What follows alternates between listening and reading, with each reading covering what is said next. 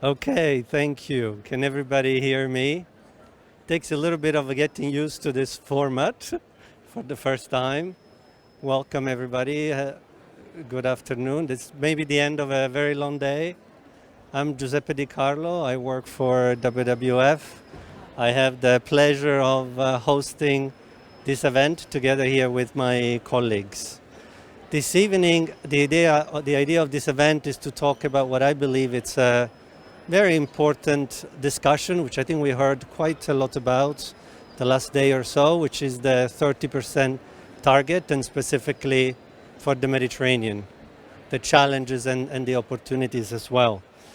In 2021, WWF released a report that presented a set of conservation scenarios that demonstrated the potential benefits of the 30% target.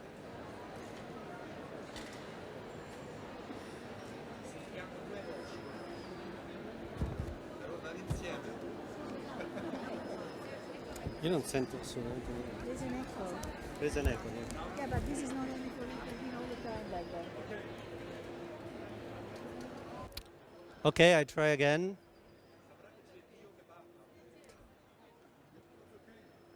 Okay, I keep going. No.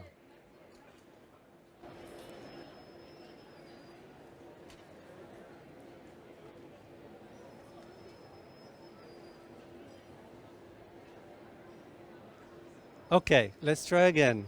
Better. Oh, I see thumbs up. Good. Thanks a lot for your patience. Do I have to start over or can I keep going? Okay, I can keep going.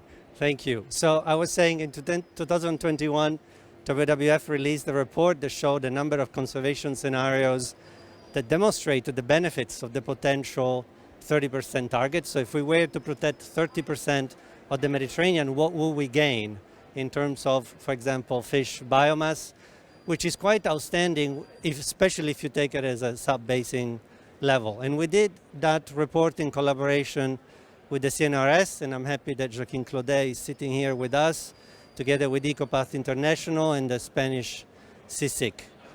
A message that I'd like to say today, especially with the people that are here next to me and also those online, is the importance of bridging the conservation community and the conservation message, especially as we're on the road towards the CBD Post-2020 Framework with fisheries management, something that sometimes we tend to forget. We need the fishing and fisheries community to own the CBD target, to make sure that that target becomes an opportunity and a bridge between biodiversity protection and fisheries management.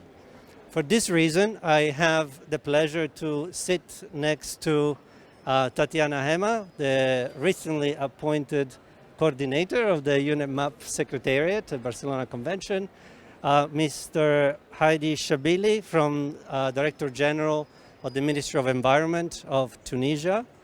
We also have online Miguel Bernal from the General Fisheries Commission for the Mediterranean and the Black Sea, and also Piero Barani from the Ministry of Environment, Ecological Transition of Italy.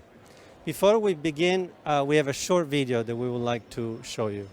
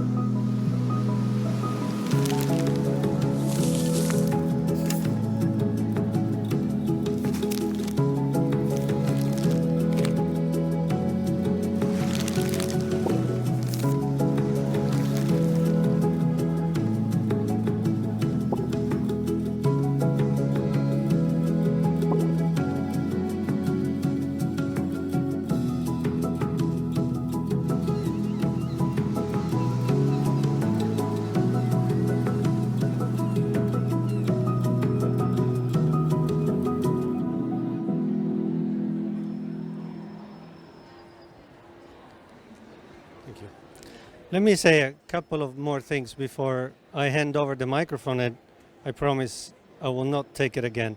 First is WWF supports the 30% target, which of course can be achieved through a coherent mosaic of tools. We have a number of tools in the toolbox that we know work well, including MPAs, locally managed areas, community-based areas, fishery restricted areas under the GFCM. The important thing is that we look at all opportunity to achieve a target that is important both for biodiversity and fisheries. That means we also need implementation, management, enforcement, so that we can achieve the restoration and recovery of marine habitats. The only way we can do this is through a participatory approach. And I've heard in a number of events today the importance of doing this with communities or doing this through an inclusive and fair approach that promotes conservation, promotes biodiversity protection, but also promotes communities, community livelihoods, food security, and a policy of having decision-making at all levels, not just at the top level. So I thought that that was important on my side. Let me now give the floor to Miguel Bernal from the GFCM, who's online with us. Hi, Miguel, I see you. Hello, Giuseppe, can you hear me? Yes, very well. Ciao, Miguel. Please, you have the floor. Hello. Hello, Giuseppe. Hello, Tatiana. Hello, everybody over there. I'm really sorry I cannot be with all of you in Marseille. Unfortunately, I have to attend online due to the prevailing conditions, but it's a pleasure for me to be here today. I really appreciate some of the words that Giuseppe has already said in this event. And actually, I wanted to start a little bit this intervention by saying that we do have a very tight collaboration with UNEP, with WWF, with many other conservation organizations.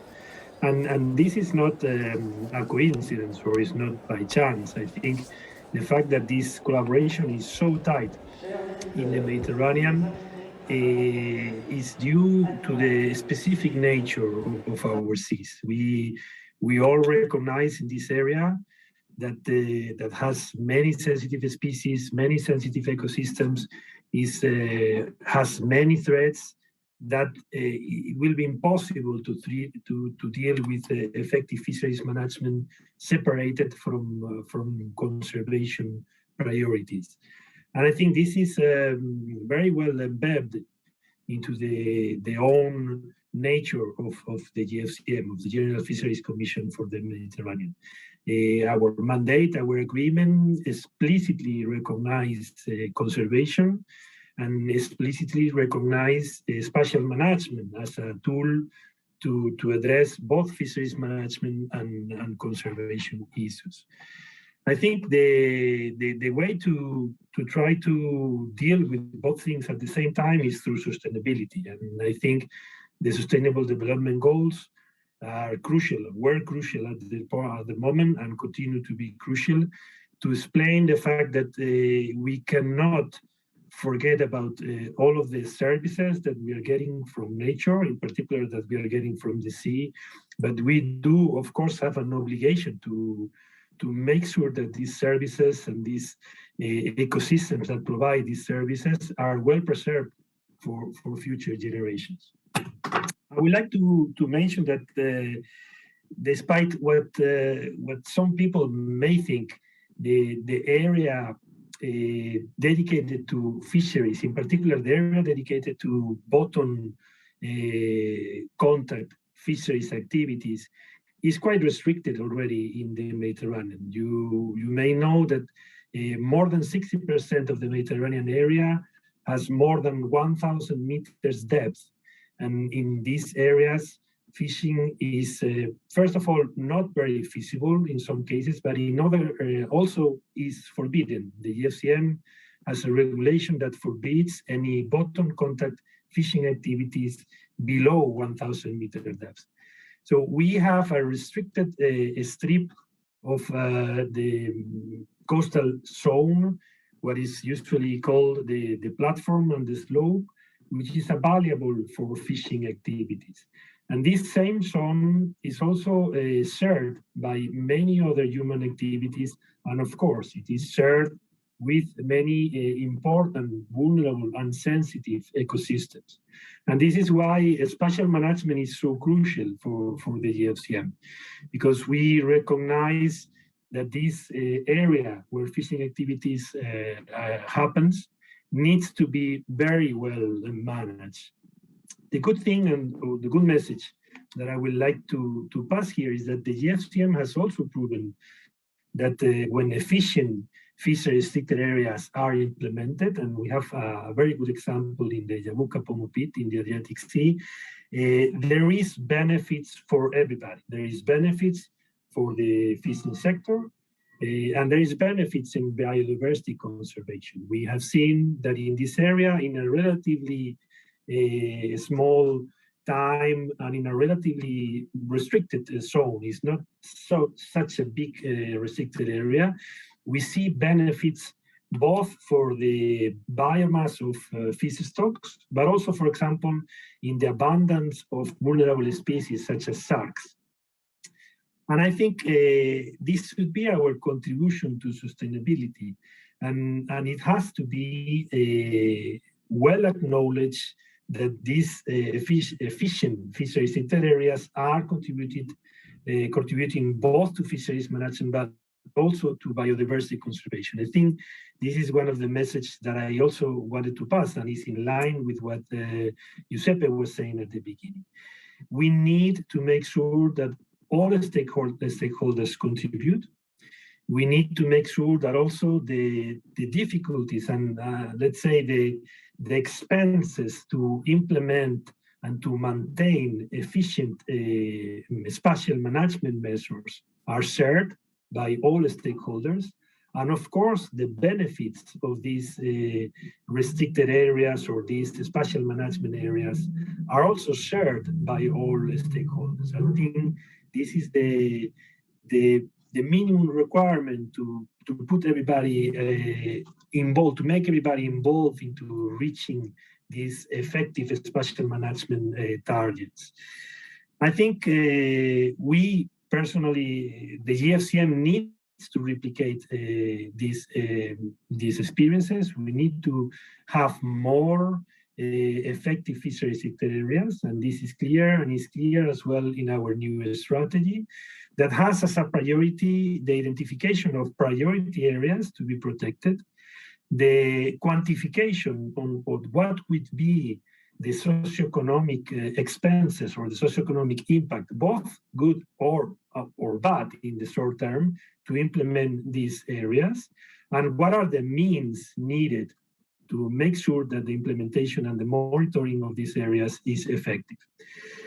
This is my message to you. The GFCM is really committed in the new strategy that we have to improve our spatial management. We are very happy to discuss with all of you, with the different partners, the different stakeholders, where should these new spatial areas be imposed, spatial restrictions be imposed, and how can we do this in a way that is effective and also allow the different human activities that are happening in the coastal zones to continue being or becoming more sustainable, but continue in time for the future generations.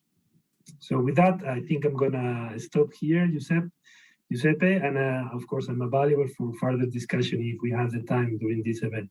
Thank you. There are questions. I'll pass on the floor to Tatiana, to Mr. Shibili, pardon.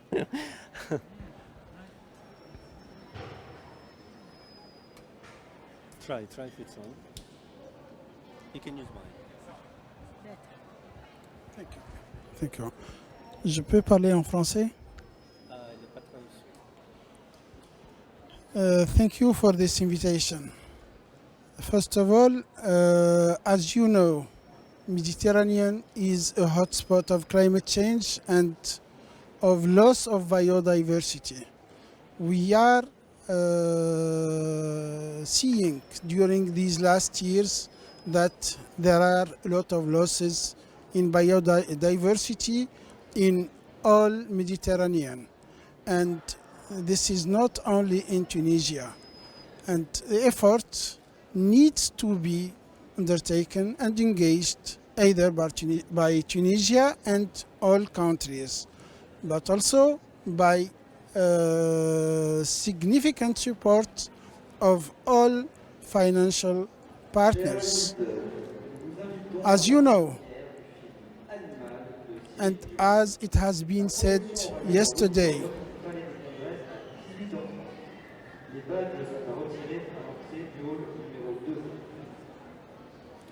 and as it has been said yesterday, we have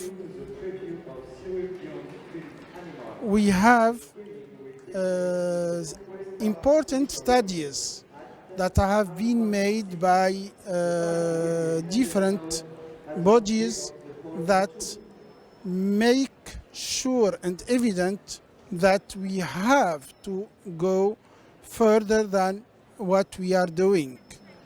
In Tunisia, for example, we have had some regulations for fishing. We have what we call repos biologique in French. That is, some months in the year it's forbidden to go and fish. We have implemented 4 marine protected areas, and we are willing to have 12 marine protected areas. We are coordinating with Medfund in order to implement projects for co-management of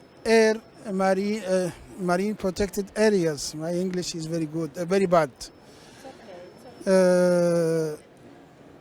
We are trying to work with the Medfund in order to support co-management of these protected areas, which are now 4. They are Galit, Zambra Zambretta, Curiat, and Kneis, 4 marine protected areas, which will be very, very soon. And normally, within these 10 years, we will reach 12.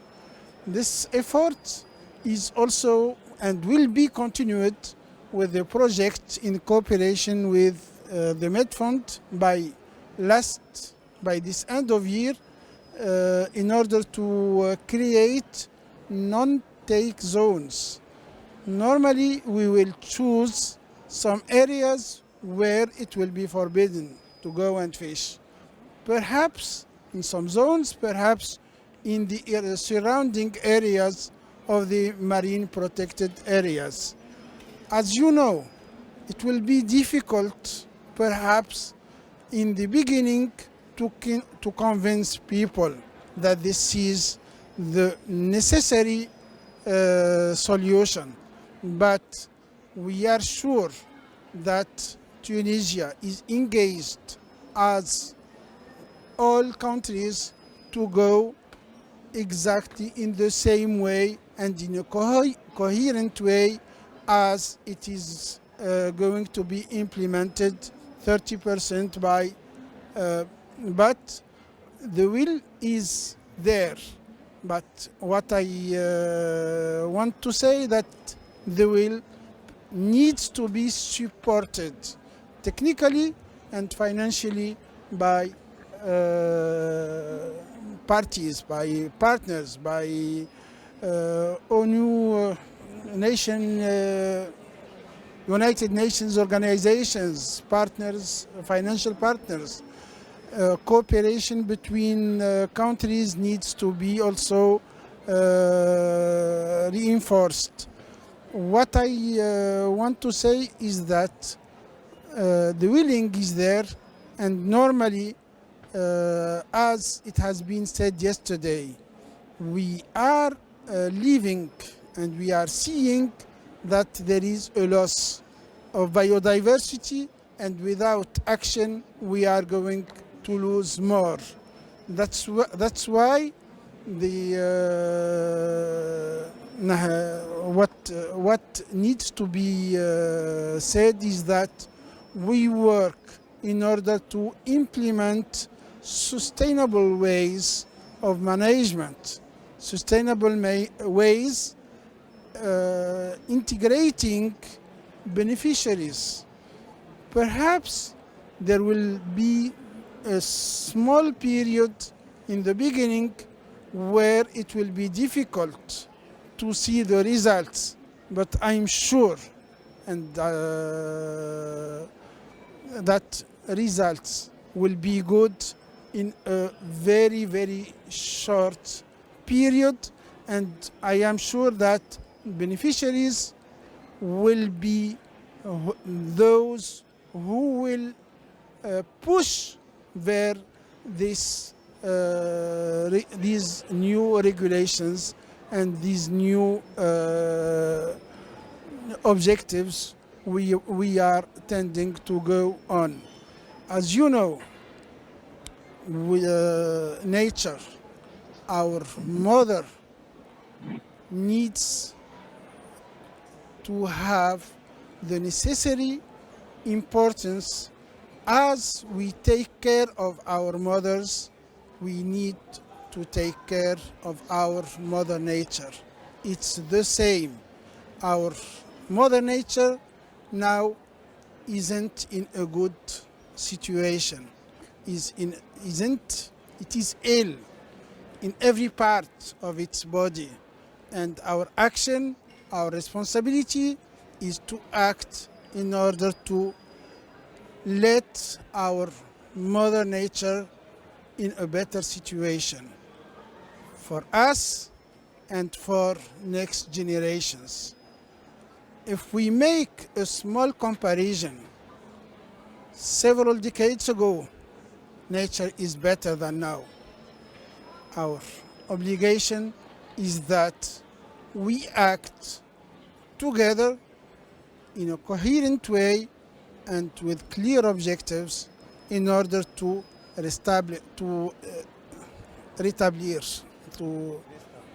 reestablish nature at least as it was. This is our obligation, and we hope that we can reach this hope.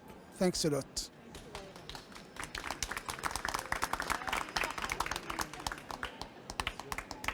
Great, fantastic. Thank you. Excellent words. Thank you for the commitment, but also the inspiration that you provided talking about nature as our mother. Let me now go to Piero Barani from the Ministry of Ecological Transition of Italy. He's with us on Zoom. He will be with us on Zoom.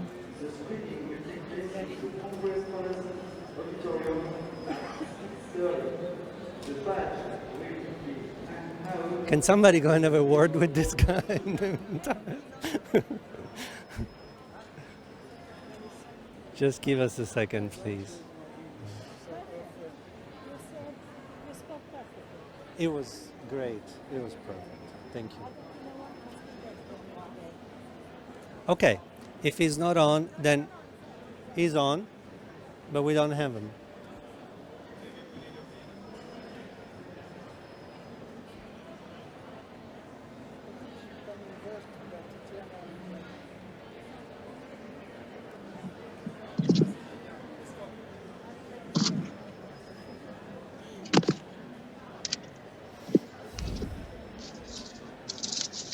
Good evening, everybody.